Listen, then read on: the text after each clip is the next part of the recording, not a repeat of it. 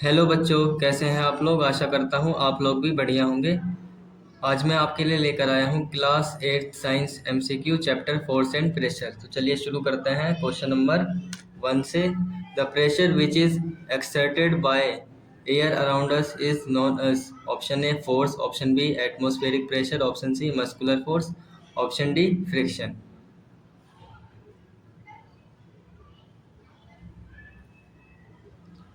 इसका correct option है option B atmospheric pressure. वो प्रेशर जो एयर द्वारा बनता है उसको एटमॉस्फेरिक प्रेशर बोलते हैं। Question number 2, force acting on per unit area is called. Option A non contact force, option B contact force, option C force या ऑप्शन डी प्रेशर।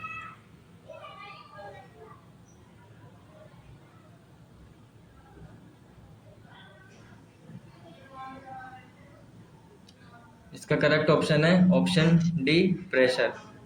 ये प्रेशर की डेफिनेशन है। Force acting on per unit area is called pressure. Question number 3, a dash exerted by an object on another is a force। Option A push और pull, option B contact और non contact force, option C pressure, option D magnitude. इसका correct option है option A push और pull. ये भी force की definition है। Question number 4, the force exerted by the earth to pull the object toward itself is called. Option है electrostatic force, option B gravitational force, option C muscular force, option D contact force.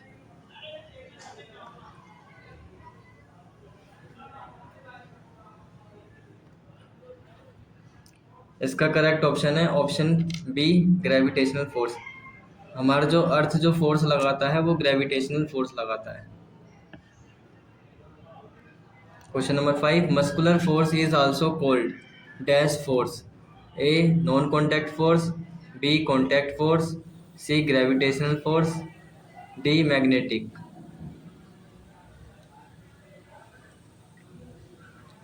इसका correct option है option B contact force. Muscular force contact force भी होता है। Question number 6, the force exerted by a charge body on another charge body is called. Option A gravitational force, option B electrostatic force, option C non contact force, option D contact force.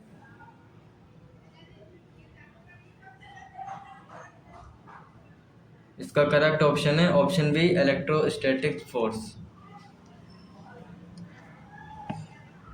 Question number 7, force changes the. Option A motion of the body, option B speed of the body, option C shape of the body या D all of this. इसका correct option है option D all of this. तो force से motion भी change होता है, speed भी change होता है और शेप भी चेंज होती है। ठीक है।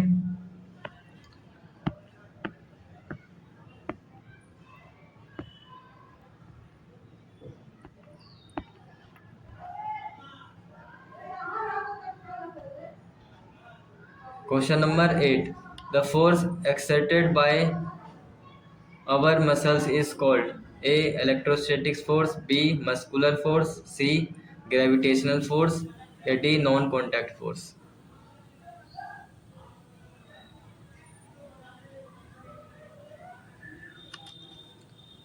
इसका करेक्ट ऑप्शन है ऑप्शन बी मस्कुलर फोर्स। वो फोर्स जो मसल्स द्वारा लगती है उसको मस्कुलर फोर्स बोलते हैं। Question number 9, 1 kilogram weight is equal to.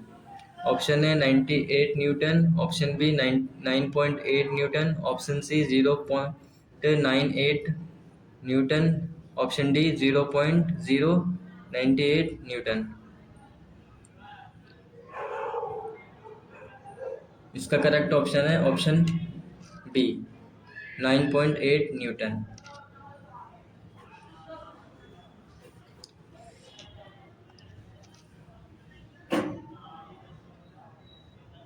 हमारा वेट निकालने का जो फॉर्मूला होता है वो है m मल्टीप्लाई में g।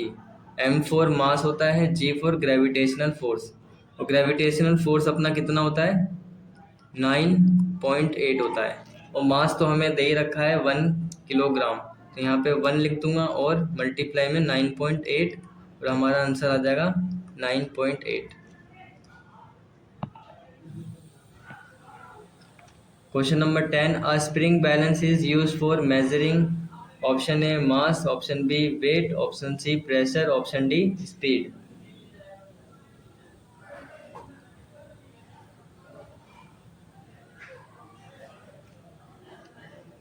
इसका करेक्ट ऑप्शन है option B weight. Spring balance weight नापने के लिए यूज किया जाता है। Question number 11, the two boys A and B are applying force on a block. If the block move toward the boy A, which one of the following statement is correct? Option A, magnitude of force applied by A is greater than that of B. Option B, magnitude of force applied by A is smaller than that of B.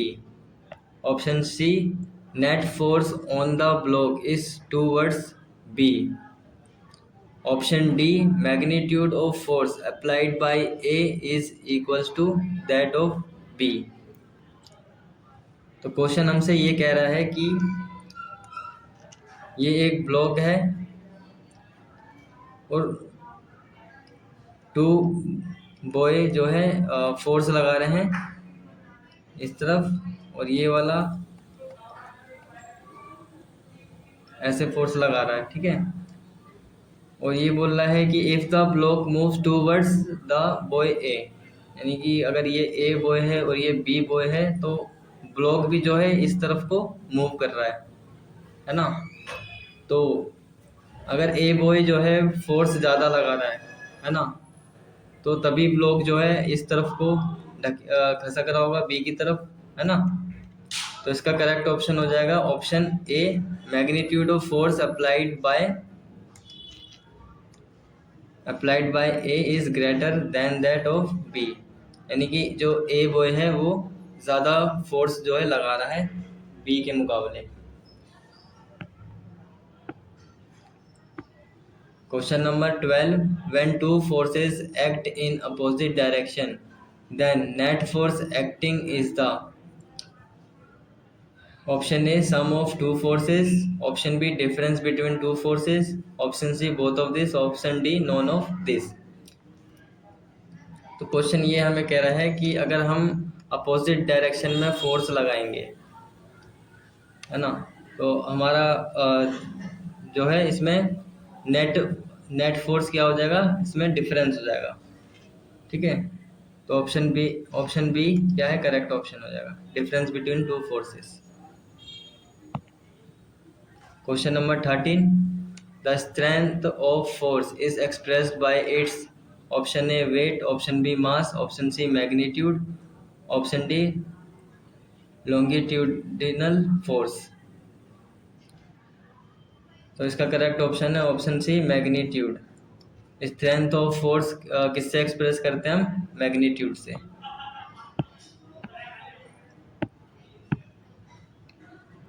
Question number 14, leaves fall down on the ground due to. Option A electrostatic force, option B magnetic force, option C gravitational force, option D muscular force. इसका correct option है option C gravitational force. तो जो पत्ते जो गिरते हैं वो किसके वजह से गिरते हैं, ग्रेविटेशनल फोर्स की वजह से।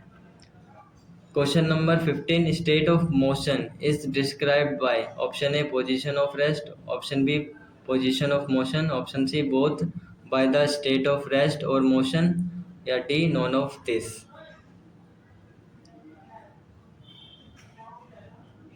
इसका करेक्ट ऑप्शन है option C both by the state of rest और मोशन से हम डिस्क्राइब कर सकते हैं स्टेट ऑफ मोशन।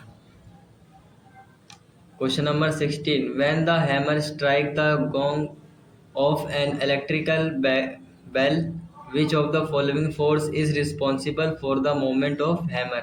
ऑप्शन है gravitational force alone, option B magnetic force alone, option C electrostatic force alone, option D frictional force alone.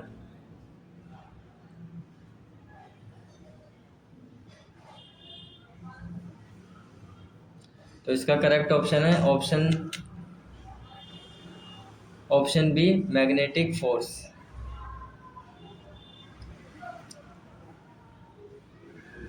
जब हम electric bell को जब हम जब स्विच ऑन करते हैं तो उसमें इलेक्ट्रिक जो है करंट फ्लो होता है, और वहाँ पे इलेक्ट्रिक से क्या होता है, वहाँ पे मैग्नेटिक फोर्स जो है क्रिएट हो जाता है, तो जिसकी वजह से हैमर जो है बजना शुरू हो जाता है।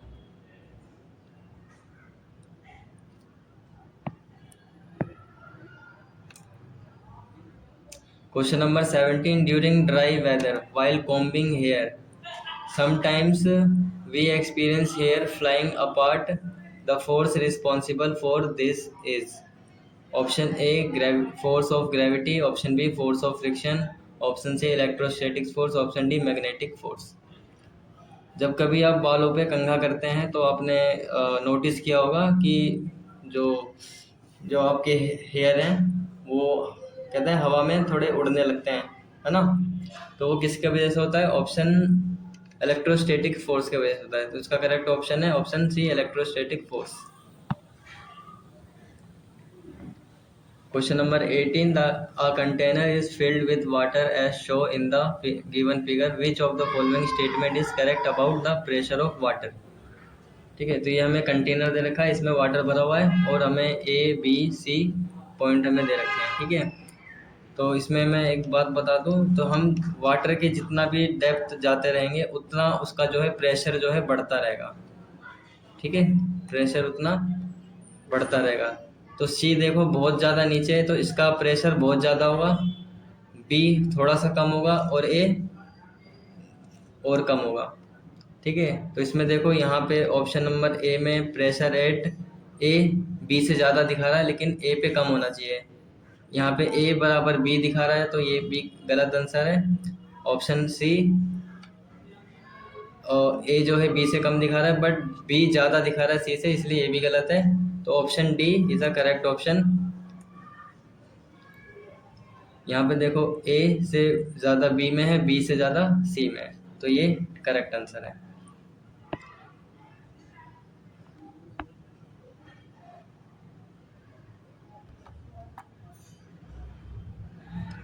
Question number 19. Two objects repel each other. This repulsion could be due to a frictional force only, B electrostatic force only, C magnetic force only, D either a magnetic or an electrostatic force.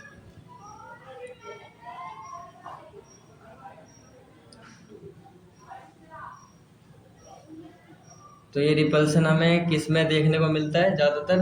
एक तो magnet में और एक electrostatic force में, तो इसका D option जो है करेक्ट हो जाएगा। Question number 20.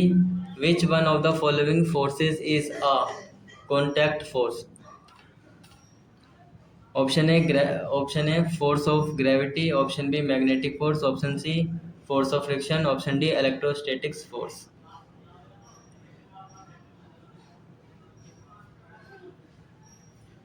तो इसका करेक्ट ऑप्शन है option C force of friction.